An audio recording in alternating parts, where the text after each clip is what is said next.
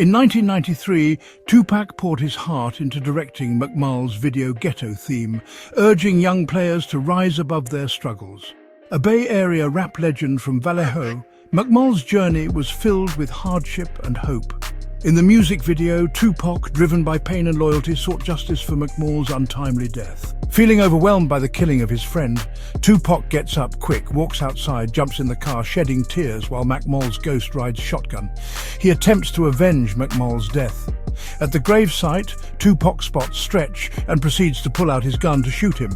But that's when Mac Mall appears from the grave as his ghost, telling Tupac not to kill Stretch, waving no. Tupac sees Mac Mall's ghost and drops the gun in disbelief. Stretch sees Pac and moves away from the grave as Tupac leaves the scene.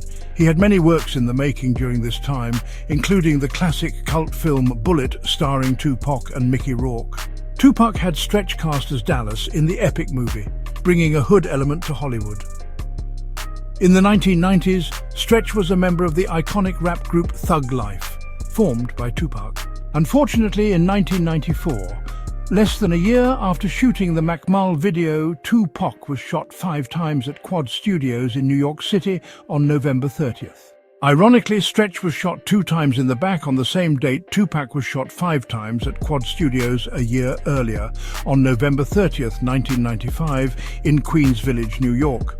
Coincidentally, the killing happened on the 1-year anniversary of the legendary Quad Studios shooting and robbery, exactly a year to the date.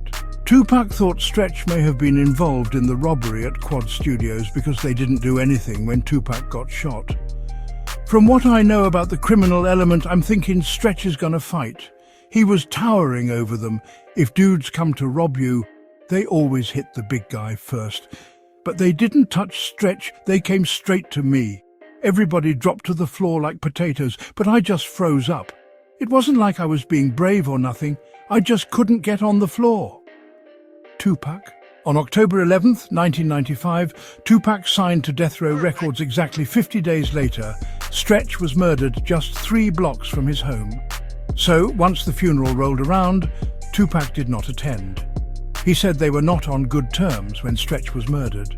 On September 7th, 1996, Tupac attended the Mike Tyson fight in Las Vegas.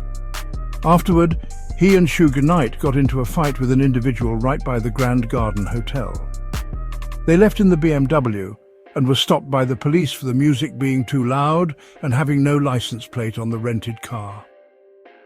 A few minutes later, Tupac was standing through the roof of the BMW headed eastbound on Flamingo Road, and a white Cadillac pulled up and shot him 4 times in the chest, grazing Suge in the head.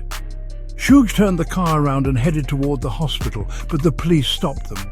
They were taken to the University Medical Center, and his mother decided not to keep reviving him after they tried to bring him back multiple times. On September 13th, 1996, Tupac was pronounced dead. He worked with some of the most iconic names in music and movie culture. A rapper, actor, poet, and activist. Through his art, he expressed the struggle and the harsh conditions we face in the ghettos of America, invoking positive change in our communities.